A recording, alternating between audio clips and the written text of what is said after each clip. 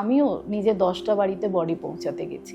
মাওবাদী অধ্যুষিত এলাকা বলে বেশ কিছু জায়গা বিনপুর টিনপুর ইত্যাদিতে বিভিন্ন সময় আমরা ঘটনা শুনতে পেয়েছি। এক্স্যাক্টলি কি ছিল সিচুয়েশনটা? মাওবাদীদের প্রতি কেন এলাকার মানুষের একটা প্রচ্ছন্ন সমর্থন কি ছিল, মানে যদি থেকে থাকে কেন ছিল এবং কিভাবে হতো বিষয়টা? সিপিএম যেভাবে চারদিকটাকে, ধরুন আপনার বাড়িতে রাত্রের অন্ধকারে হারমাদরা চলে আসলো, আপনার ছেলেকে তুলে নিয়ে চলে গেল, এই ঘটনাগুলো তো ঘটছিল, যার জন্য একটা সুপ্ত একটা রাগ থাকে না মানুষের, সেই রাগটা কিন্তু তখনও বেঁচে গেছিল।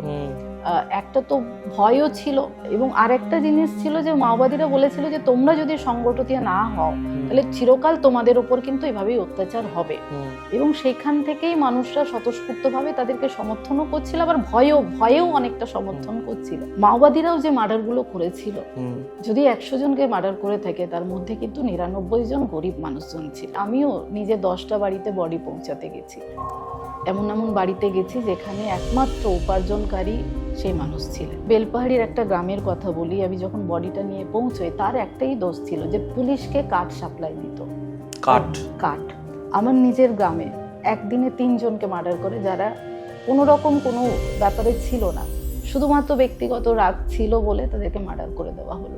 তো এই ঘটনাগুলো তারা করেছিল। যদি সত্যি মাওবাদীরা মানুষের স্বার্থে কাজ করতে এসেছিল তাহলে এই ধরনের ঘটনা ঘটতো না।